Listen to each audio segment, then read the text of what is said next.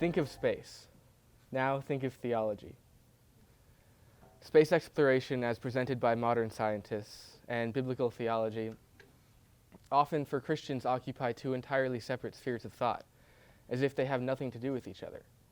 But in the time of Dante, space had everything to do with theology. Secular humanists would have us believe that since then humanity has grown beyond silly superstitions and petty beliefs in order to get at the real facts and make progress toward the future, divesting religion from science. Unfortunately, many Christians have come to accept this secular imagination of space. It's entirely possible that any argument most people have heard in favor of exploring it has been a secular one, that in the end will be vain. Popular science, from science fiction to science textbooks, often treats all worship of a transcendent deity as superstition. Yet it is from this source that all optimism about exploring space springs forth. To be sure, there are many practical arguments in favor of exploring space, but those practical arguments have theological implications, though they might be harder to see. Goodness and truth on earth are goodness and truth everywhere. While space has been a topic of fascination for millennia, the history of its exploration is relatively brief, beginning about 60 years ago. John F. Kennedy, in a speech at Rice University, urged the United States to send a man to the moon. He said, "We set sail on this new sea because there is new knowledge to be gained and new rights to be won, and they must be won and used for the progress of all people." Kennedy's argument was that in order for this progress to be made, the United States and not the Soviet Union must be the ones to get to the moon. This is, of course, what happened. The Apollo program's enormous budget included the construction of the Saturn V, the largest rocket ever built, 36 stories tall and weighing over 3,000 tons. After the Apollo era was the era of the space shuttle, an overcomplicated beast, burdened by the dreams of the future it could never hope to live up to. It was effective for low-orbit missions, but it was both expensive and dangerous, with a cost of over $1.6 billion per launch, and 2 of its 134 missions ending in a complete loss of crew, a total of 14 people. But since the days of Apollo, many unmanned missions have set out to explore the solar system, gathering large amounts of information in advance of human exploration. But since its retirement, the role of the space shuttle in manned missions has yet to be filled.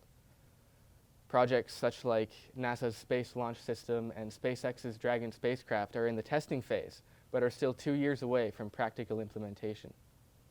Meanwhile, American astronauts hitch rides on Russian spacecraft and wait for technology to catch up. There are some who believe that exploring space merely wastes resources. However, Christians should be motivated to explore space because of the truth of biblical theology, and because such exploration, which is part of our God-given nature, expands the economy and improves innovation and reduces suffering on earth. Exploring and discovering the mysteries of space is an obligation of Christians because of God's command to have dominion over the cosmos. Furthermore, it provides direct benefit to innovation, expands the economy, and would demonstrate once again that exploration provides prosperity to those who perform it. There are many purely practical arguments in favor of exploring space, but those arguments should be subordinated to theological reasoning to put them in further perspective. Genesis 1:28 says, "And God blessed them, and God said to them, Be fruitful and multiply, and fill the earth and subdue it, and have dominion over the fish of the sea and the birds of the air, and over every living thing that walks on the earth." God commands man to be masters of the earth. But what is meant by earth? The Hebrew word is haaretz, meaning earth, country, or land. It would appear at first as though this naturally excludes the realm of space. However, there are celestial bodies in our own solar system which have solid ground. This ground can be cultivated and explored, walked upon, settled in, and made a home. If this is true, then that ground should rightly be considered earth, and humans should subdue it. Psalm 8 has more to say about humanity's dominion over the cosmos. When I look at your heavens, the work of your fingers, the moon and the stars which you have set in place, what is man that you are mindful of him, and the Son of Man that you care for him? You have made him a little lower than the heavenly beings and crowned him with glory and honor. You have given him dominion over the work of your hands. You have put all things under his feet. Verse 3 says that the moon and the stars were created by God. Verse 6 says that the Son of Man has dominion over that creation. Then it would logically follow that mankind has dominion over the moon and the stars. Hebrews 1 and 2, which quote Psalm 8, clarify this matter. The author of Hebrews interprets Psalm 8 to mean that Jesus has command over all of creation. The passage quotes Psalm 8 and then goes on to say, "Now in putting everything in subjection to him, he left nothing outside his control.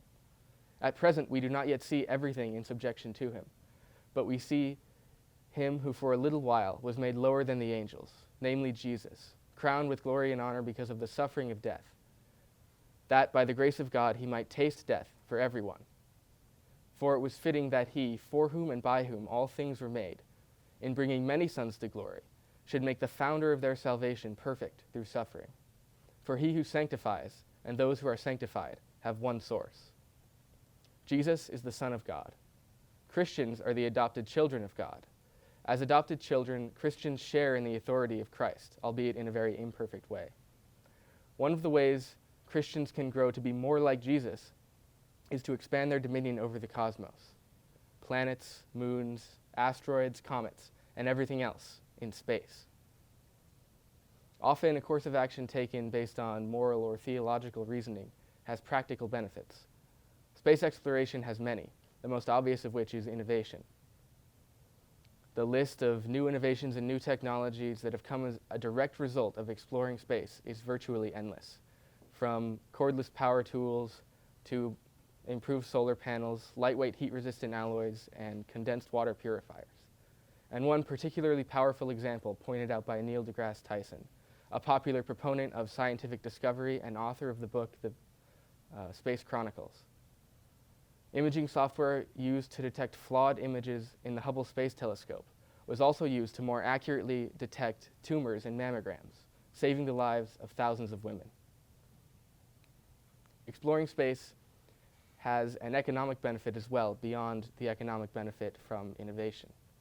In 2012, the total revenue of the global commercial satellite industry was $189.5 billion, up 7% from the previous year. By comparison, global oil revenue was $1.25 trillion and rose only 1.6%. In July of 2015, an asteroid 1,000 by 2,000 feet across passed within 1.5 million miles of Earth. This asteroid was valued at $5.4 trillion because its core was made of solid platinum. Any mining expedition sent to retrieve that platinum would be well worth the cost of the mission, clearly. But there are even precious metals as close as the moon that we can mine. Just as Europeans explored the New World in the Age of Exploration, so too can space be explored to much the same benefit, providing great prosperity and a place for new people to make their dreams. But there are those who believe that new technology and progress are just as dangerous as they are beneficial, that the good can be counteracted by the bad. Arthur C. Clarke, in his novel 2001: A Space Odyssey, emphatically echoes this sentiment. He paints an explicit picture that from humanity's very spark of existence, the knowledge it would use to make tools that it would use to become masters of the earth would also be the tools that it would use to destroy itself. The novel makes little mention of God. However, in the final pages of the book, humanity is saved from total nuclear annihilation by a supernatural being formerly known as Dave. Clarke's point is that, left to its own devices, humanity would destroy itself with its own power. This argument is flawed because it fails to consider that technology and knowledge are intertwined and that knowledge comes from God. This providential knowledge could never turn on humanity and destroy it. Mankind is inherently curious, and that curiosity can be expected to be abused from time to time. Nevertheless, Christians should still seek knowledge by witnessing God's creation. That is a gift that He has given to us. Christians in modern society have come to separate the realm of theological thought from the realm of space, from any discussion of Scripture. They all too often have allowed secular humanists and atheistic scientists to project an image of space devoid of all but cold facts, as if the existence of an atmosphere on Titan or water on Mars denies the existence of a transcendent being instead of confirming it.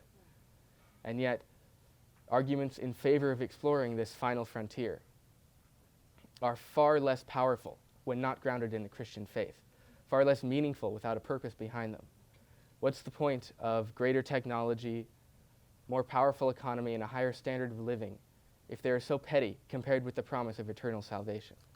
Christians should want to explore space for the glory of God, for the betterment of themselves and their progeny, to seek to be more like the Son of God, and along the way to reap the benefits that he has given to us. Thank you.